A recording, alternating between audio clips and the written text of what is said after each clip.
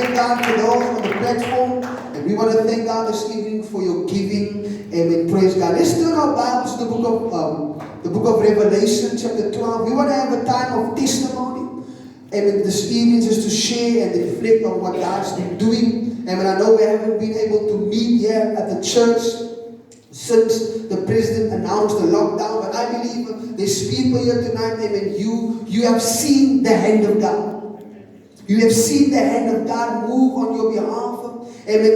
In the time when you were on lockdown, when you listen, you need to come and testify, and we're going to glorify God tonight. Can someone say amen? You know what is a testimony all about? Test is when you are being tested.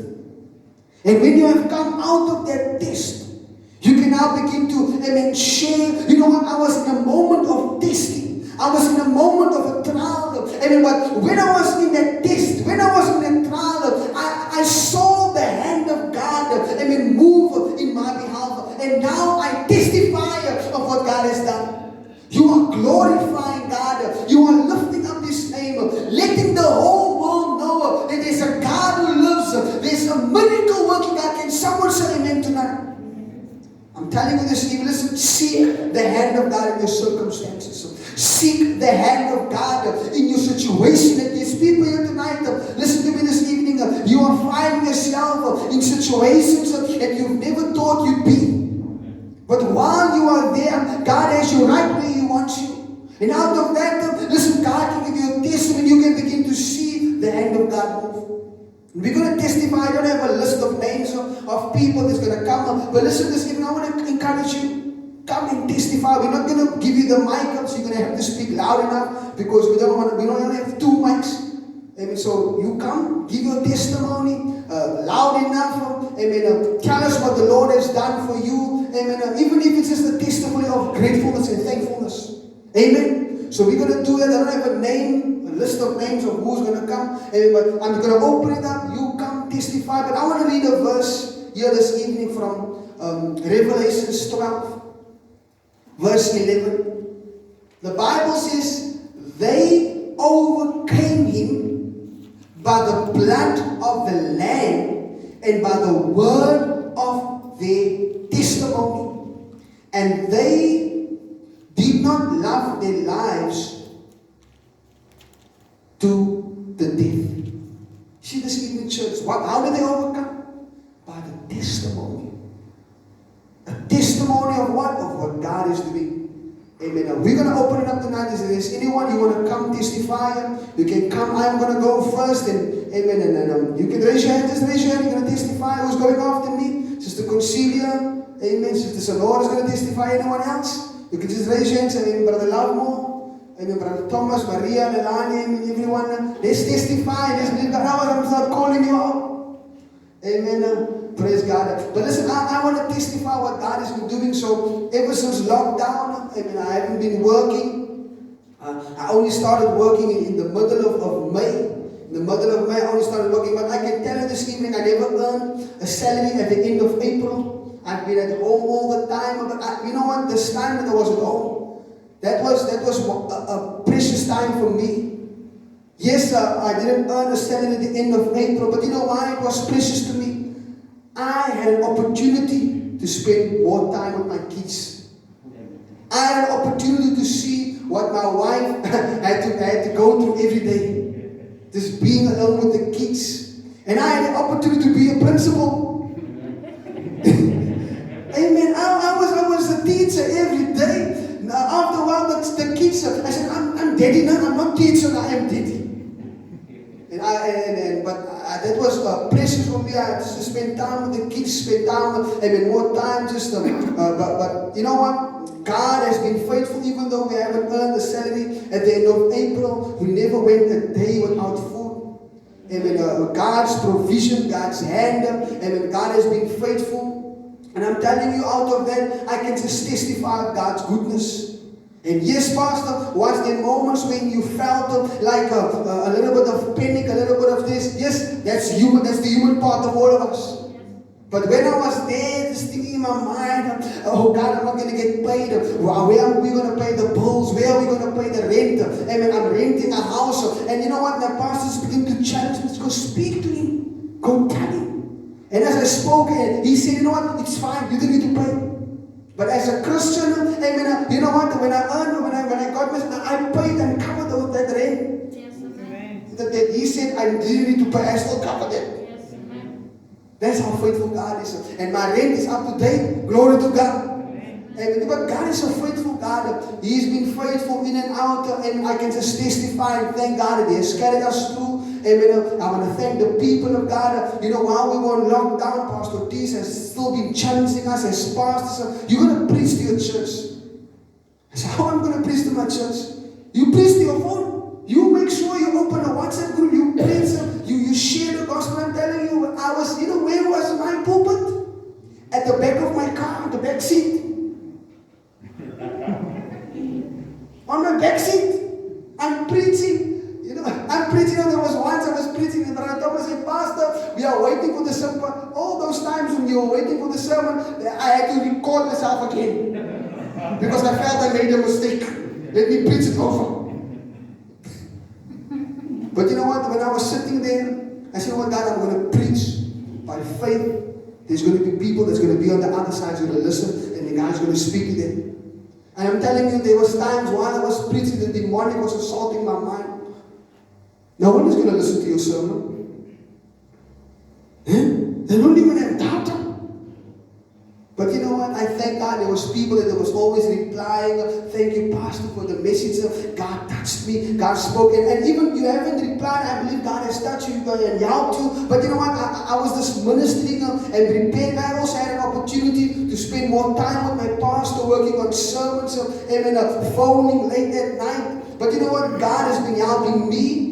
Amen. God, I know God has been helping all of us, but we want to come and testify what God has done. If Brother Lafo, you can come first, break the ice, and praise the Lord. Amen. Let's give him a round of applause as he comes. Praise God. Amen. Thank you, Pastor, for the opportunity. And for sure, before lockdown, it was a bit crazy. I have to testify. We are in the church anyway. It was a rocky time for me, and especially with my wife. There are some adjustments that we were doing in our lives and all that, but it was a very rocky time just before lockdown.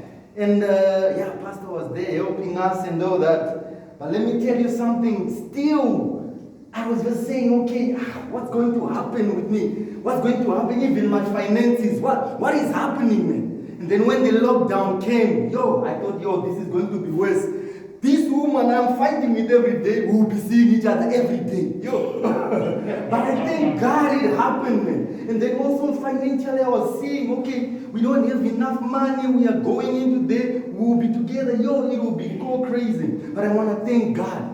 The more time we spent together, the closer we were. It was like, it was Telani and Love again, back when we were sitting on the bridges, And it was great, I'm telling you, we revived our marriage. God came in, Pastor's messages were good. Spending time also with my children, it was so powerful and great.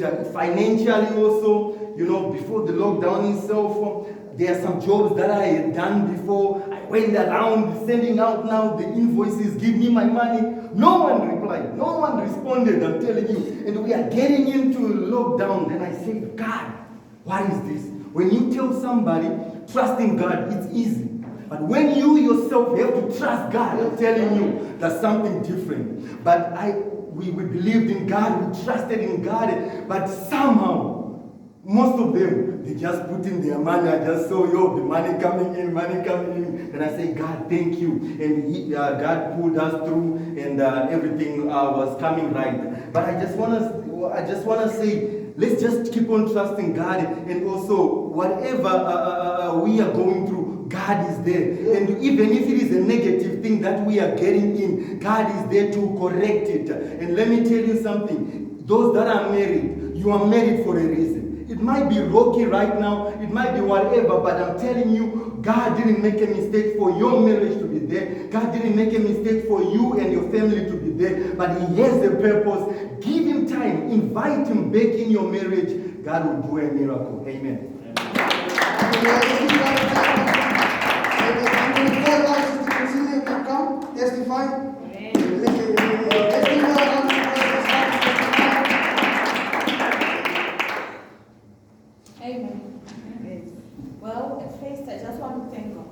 that today I'm here, standing here in front of everyone. When the lockdown started, actually everyone was going to work, but fortunately I was going to work. But it was so scary for me to go to work because I was the only one walking. But I always prayed, Lord, lead the way for me to get to work and everything. And I walked safely to and from work. And then, when the church is closed and everything went what? Just sit at home, reading the Bible. And then, the devil invited me and he was in me actually. I couldn't even read the Bible. Yes, I was in the group and I said, hey, Pastor, all these sermons, wasting that time. He said, giving me money to, hey. Just leave it like that.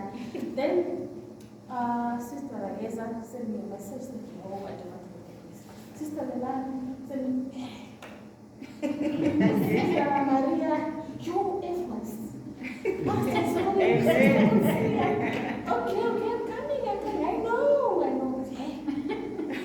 But I wasn't feeling like coming. He said, hey, lockdown, thank you for coming. Me, I don't feel like going to church again. But Pastor called me the other day and he said, Sister, what's here? There's this someone which I'm preaching. I want you to listen to me.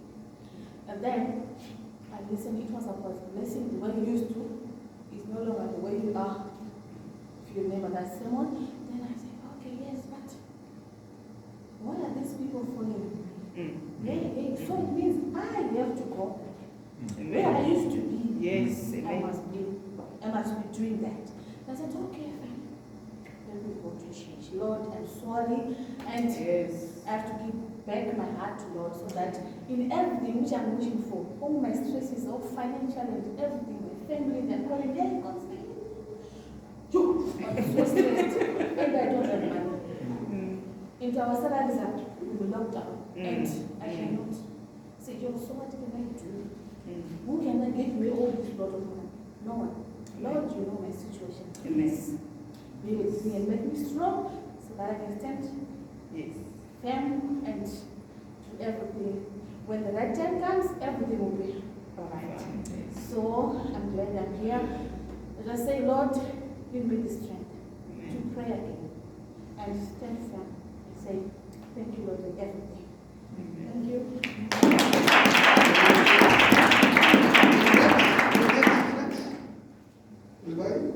Just come. Everyone's quiet. Okay, 1, 2, well tested. Thank you, Pastor, for the opportunity for testimony. I have so many testimonies in my life that I can testify from now till I don't know when. But most of the times, if we speak about the testimony, if we talk about the testimonies, it's about the blessings. But especially when it comes to money. But to my side, I would just say that thank you, God, for the life that I have. Thank you for the family that I have. Thank you for the family that is in the Potter's house. Amen. We have in here. Thank you very much to each and everyone, to Pastor, for the so many things, encouragement, for advising us in so many things. I just want to say thank you very much. May God be praised. When it comes to lockdown, I just want to also thank my family because all the sermons that you were sending to us, we didn't even skip even a single day. I've been working the whole lockdown because the company issued the permits for each and everyone. Those that wanted to work. But so many things said no, we can't work here because the very first time it was so scary. Then many people were really scared to go to work. But some of us, the bosses said, no, don't worry. We have the valid permits. So just come to work, you can hire a taxi, they're going to drop you in your houses.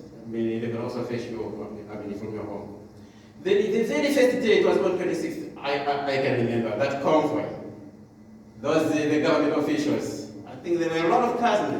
They found us there at the company. We were coming from at that time. They stopped us. We said, oh Lord, this company. And But by the grace of God, it's Atlantis, guys. Yeah, then we issued our pennies, we showed them. And they said, okay, then go from the side. From there, we didn't keep on working. But every time I reached home, when it was Wednesdays, especially Wednesdays night, I found that if I was late, every time I found that my family gathered already the time of prayer. Like I said, thank you to my lovely Maria for taking part. So, just want to say that thank you very much for that spirit. May God really direct us and comfort us in doing such things, because there's nothing we can do without His grace and His mercy upon our lives. Thank you.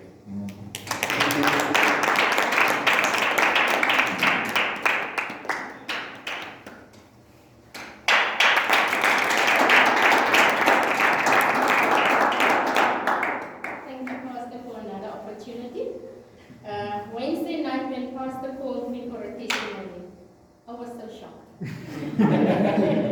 At that point, I didn't even know what to say. All that I could say was just thank you, Lord, for what He's done in my life. But like I said to Pastor, when I walked out of that door on Wednesday night, it just like the Holy Spirit convicted me so much. And the whole week, it was like bothering me.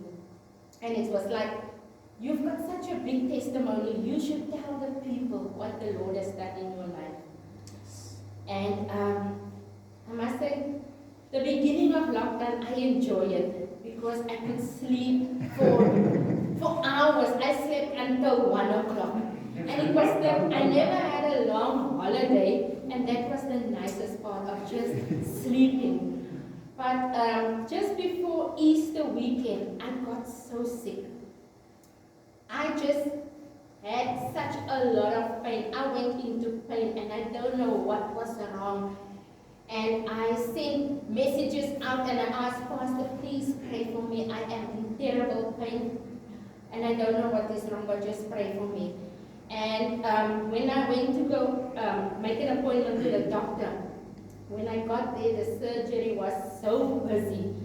And I decided I'm not going to see my doctor, I'm going to another doctor. And when I go and see another doctor, this doctor said to me, there's definitely something wrong inside of you. And I said, doctor, what can it be? She said, I don't know, but I'm going to put you on antibiotics. And in a couple of weeks time, you must come back again. And after 4 days of taking that antibiotics, the pain was just worse. And I made another appointment to my doctor, and when I got there, I was in pain. I couldn't even sit still, but that surgery was so full and I had no choice just to wait. And the minute when the doctor examined me, she said to me, I have to send you for x-rays. There's something that's I feel in you that's not, I'm not happy with it. And he sent me to the hospital for x-rays. And she said, she sent me to the hospital for x-rays, and she said to me, if it is what I think what it is, then I have to admit you to the hospital. I get into my car. I said, in my mind, I said, Lord, I can't go to the hospital. It's lockdown, it's the virus, it's over Easter weekend, that was the Thursday, the Friday was Good Friday. I said, I'm not going to see my family. I came back with the x-rays to the doctor. The doctor showed me everything. The doctor said, your intestine is busy twisting. And I said, what does that mean? She said, you have to go straight away into hospital for surgery. She said, if the intestine is twisted, they have to cut your intestine and you have to walk with a kind of a sucky. And I said, Lord, I can't do this. She said, this is quite serious. But in that same breath, she said to me, myself, shame it is Easter weekend and the virus and the hospitals are busy and you're not going to get any visitors. And I said, Lord, this can't happen. In my mind, I was just speaking to God. I said, this cannot happen. She said to me, I'm going to put you on strong strong medication that they give to people. Sorry, Pastor, this is a long testimony, but I have this share. But they put you on strong medication before you go into theater.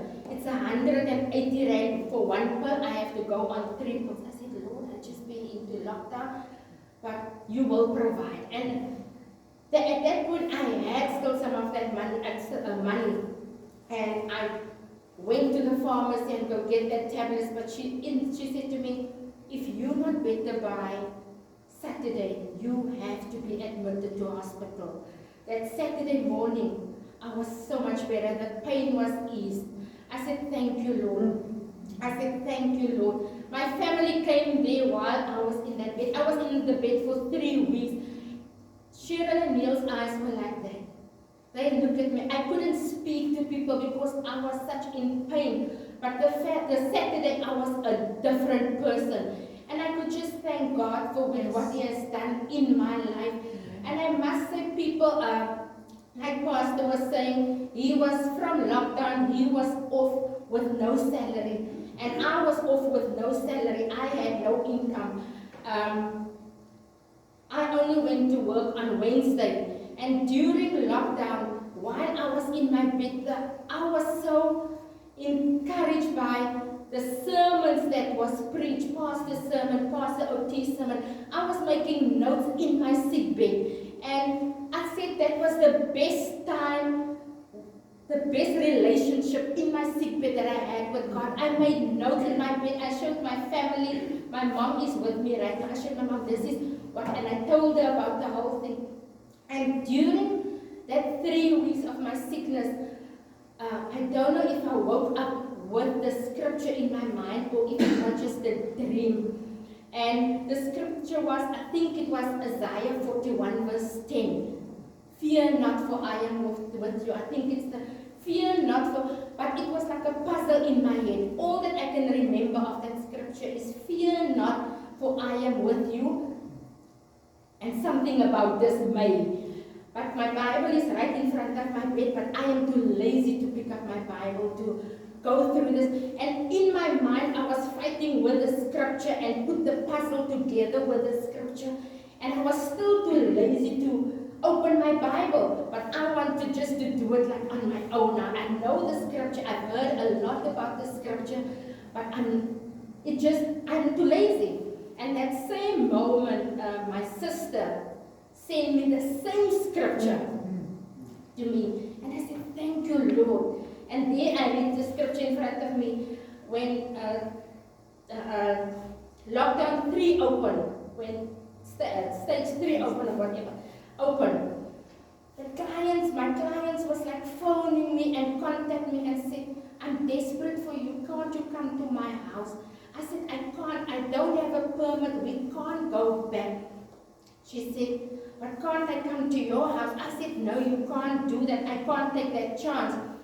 And when lockdown 3 opened, I said, Lord, you promised me, fear not, for I am with you. And it just took me back to that scripture again. And I decided, while people are, I said, I don't have the money now. That first month of lockdown, we put a raffle together, our people in our company. And our boss said to the owner of the place, said to us, that raffle money that comes in, you can have that raffle. That raffle was 50 rand. That time a lot of people don't have money, people do have money. But that 50 rand raffle, there was people that's been giving 1,000 rand on that raffle, 50 rand on that raffle. And I said to my mom, Mom, I'm going to believe God for this amount of money. I wish I could ask God for more. But that moment, I didn't say I wish I could ask God for more. I'm just saying to the church, I wish I could ask God for more. But I said to my mom, I'm going to ask God for this amount of money for the raffle. I must say, when that raffle stopped, the amount of money that came in was above that amount of money that I was expecting. I'm really trusting God. And when I decided, God, you gave me that promise, fear not, for I am with you. Be not be dismayed, because I am your God. And I decided, no man, this lockdown is too long. We can't wait until lockdown 3. We can't do that until, what do you call it? Not Level 3. I can't wait until level 3. That's a long time with being without money. But I'm still trusting God. And eventually when level 3 opened, I said, Lord, you promised me. I don't have to fear. I'm going to go out. Even if I'm going to do 3 days a week, I'm going to go out and see people at their homes. Do you know, church, every day when I went out, I put that money the same like I used to do it at work. I didn't spend much of that money because I want to see my salary at the end of the month. And I said, God, like I said on Wednesday night, God doesn't disappoint us. God came through for me up to today. And I can just thank God for what He has done.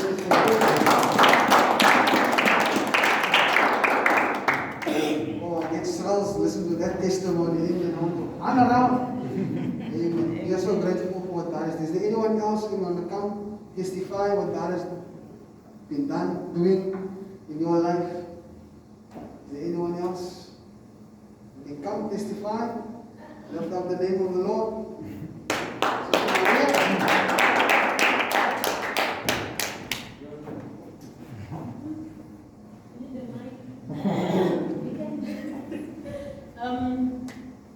I thank you all for welcoming me once again. Thank you, Pastor, for the opportunity. I can say lockdown was nice for me the 3 weeks because I enjoyed sleeping late, eating the food that we bought for lockdown. So I didn't see any problem. Then when it came to the 4th week, I was asking myself, is my boss going to pay me for doing my job? Because she's the one cleaning, doing everything. Is she going to pay me on top of that? Then when it came to the month end, then the devil was whispering, what now? You're not going to have a salary. What going to you tie? Then I asked my husband when he said, money's in. I said, oh, let me see the message. Then he showed me. I said, oh, okay, your money is in. He said, yes, our money is in. Then I saw it's his salary only. And I said, yes, that woman wants to pay me. What now? Then I asked him, can I tie? He said, yes, you can tie. I said, from your money? He said, it's our money, you can tie. I said, but how much? Because I don't know whether they're going to pay me and how much they're going to pay me. And he said, if you don't know, then tie the original salary that you always get. And I said, oh, okay. Then I was thinking, what if they give me half when I tie more? And then he said, that's the devil speaking, not my wife. And I was like, oh, okay, let me just impress him. I said, okay, you can take from your salary the original salary that I get. Then he tied everything together. And I'm asking myself, there's this money left. We're not going to have enough million chicken. Or I'm not going to eat one piece of chicken. Then I was really, it was like 30 and then 31st. I'm like, there's no message. God, did I do the right thing or what? Then I fasted that half day. I didn't finish the whole day. I fasted half day. And I'm like, I gave because I enjoy giving. If I miss time, then that's not good. Then I said, I trust you with my life. You have been looking after me since my child will never forsake us. Then after 2 days, on the 2nd, he told me, there's no rent, it's not going to be enough. I said, God will provide. Then in the morning, he saw the message. He said, yeah, your money is in. I said, everything. He said, everything is in. I was like, give. Don't even feel like holding back. Even that one you hold back, even if it's 50 rand or 100 rand, it's not going to be enough anymore. But if you trust God, you give. You never know how He opens doors. And then I trust God with my financials. I got new glasses on lockdown.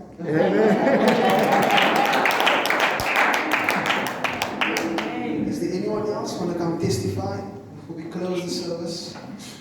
Is there anyone else? The way my husband is looking at me is actually not going to say something. But anyway, I want to thank you, Pastor. And I want to thank God for the gift of life. Because sometimes we take life for granted. But we are here in church. There's people who are fighting for their life. And we have a privilege to be here. It's not like it's because of the mask or hand sanitizer, that's why we don't have corona. we don't know. As long as you're not tested, you don't know. So we must just thank God for the gift of life. For the lockdown, I take lockdown as a privilege to get close to God. Because when lockdown started, I have a toothache. I know colored people will say, oh, a toothache is just something, or to go pull your teeth out. My husband is looking at me, it was something that turned out to be a bad thing, and we were not expecting that. I said to my husband, I want to go pull my wisdom tooth, it's painful. We just go there, just pull A9 and then go home. Little did I know that it was going to be a surgical thing. They tried to pull my teeth out, they couldn't take out, just a piece come out. And said, go back home and come, because on Thursday, come back on Monday. We're going to do surgical. And I'm like, what surgical? And then he said, we're going to grind your bone so that we can get down to your teeth. I'm like, okay, it's fine. And then on Monday, Tuesday, we went there. And I was the first person to be in the dentist area. And when I was there, he gave me those injections to numb. And then he started to grind. That machine in your mouth, it was, if you ever pray when you're in a situation that this situation doesn't need your husband, doesn't need your family, doesn't need no one. Because there was machines in my mouth, not on a hand or what, in my mouth there was a grinder. There was a machine that was draining water. There was a machine that was draining blood. And then 1 hour left. He's still busy grinding. I'm worried. And then I started to feel pain back. And then he said, I need to give you another injection. He gave me 6 injections to numb me. And then he said, I can't take out your teeth. I need assistance. Then he called another lady to come and help. Another hour, I'm still lying, opening my mouth like. And my granny in Joburg, she was trying to phone me, and I was there on the bed, just lying, helpless. And my husband couldn't come in because of this lockdown. He said he can't come in, only you can come. And I started to cry, and the only thing that I hear back of my mind that I'm with you. And when God is with you guys, it was going to be a serious thing, but for me, back in my mind, I said, I'm a child of God. I'm not going to fear, and I'm not going to die because of the teeth. People are dying with corona, me, I can't die with teeth. And then my husband was worried in there. After 2 hours of painful situation, I still have that teeth. It's still there, they couldn't take it out. And it was going to be 1.2, that operation. And then the dentist said, I think this thing, I need to take you, say that to a bigger hospital so that we redo the operation. I'm like, hey, my foot operation, I'm not gonna go back to a dentist, never. And I said to I went home. The painful situation was, I'm a talkative person. I couldn't talk for 2 days. I think my husband enjoyed that because the whole mouth, because of 6 injections, the whole mouth was just numb, and I started to fear that maybe I'm not going to talk forever. Maybe this doctor did something to me. Maybe these white people, they don't like us. That brain comes, because sometimes we are human. We tend to think negative things. But to tell you the truth, my kids, I didn't know. I'm so proud of the way we are raising our kids. I'm so proud of that they know there is Jesus. Because the tender asks, is mommy gonna die? I can say, no, we must pray. They come on my bed, even my husband is not there. They will come and lay hands on me and pray. And I want to tell you, up until that day, I still have that tooth. I never have a toothache. But God is busy healing me. I want to tell you, God is a healer. I'm a testimony. I almost died because of toothache. But that after the operation, I could have just trusted God before I even go for an operation. That I don't want to operate, I don't want to pull my teeth, God is going to heal me. So please, people, trust God. God is there for us. When the lockdown started, and my husband told me, at work they told us the salary is not going to be the same. I said, oh my word, we know us women, we panic when it comes to money, and we say, how are we going to survive, and the kitchen part, it's me who want to make food, lunch and this and that. But we never went to bed, like Pastor said, without food. God provide, and he said, for me it feels like I never appreciated the salary that he was giving us. Now the little is even enough for us. So sometimes we need to appreciate what God gives us. Sometimes people complain with the sasa. Imagine if you are not getting that sasa. So you need to appreciate what God is doing in your life. Thank you.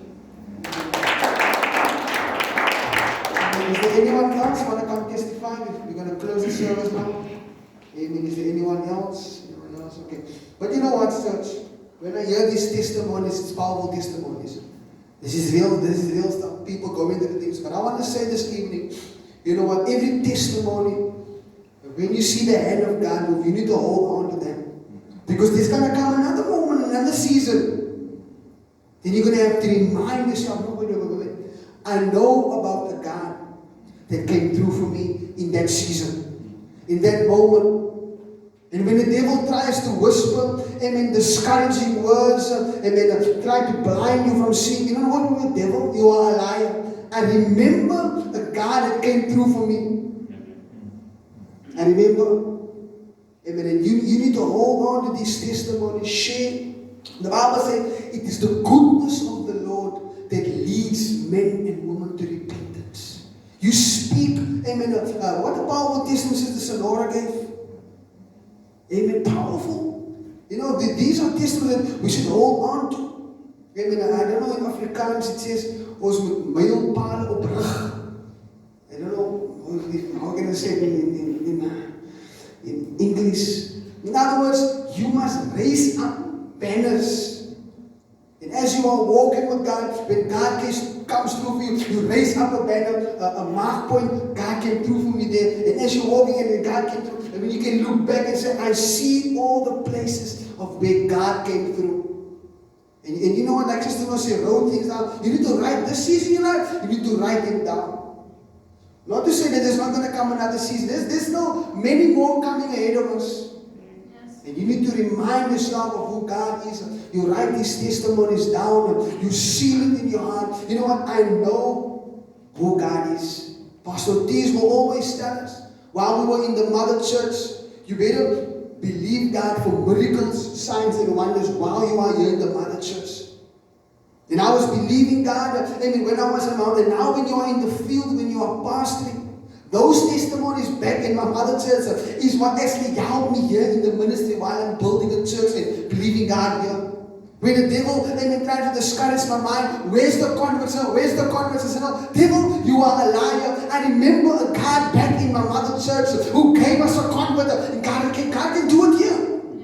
When the devil began to lie, where is the couples? I said, no, devil, just hold on. I remember there was a God back in my mother church that gave us a couple, and when it began to work with. God can still do it here. I remember a God that came through for us financially back then. Listen, that God, He's still the same. And you need to hold on to these testimonies when you go through those seasons, and when you go through these thoughts in your mind of discouragement, where, you know what? I know a God. I know a God. And I want to encourage you this evening. Amen. Maybe you didn't come and testify. Thank God for all those that came and testified. Your testimony strengthened the believers. Your testimony that you gave tonight, this is what strengthened the church. You came and testified, about the God. And I believe God helps people tonight, amen. But we're going to take this time, let's bow our heads up, we want to close in a word of prayer, every head bow.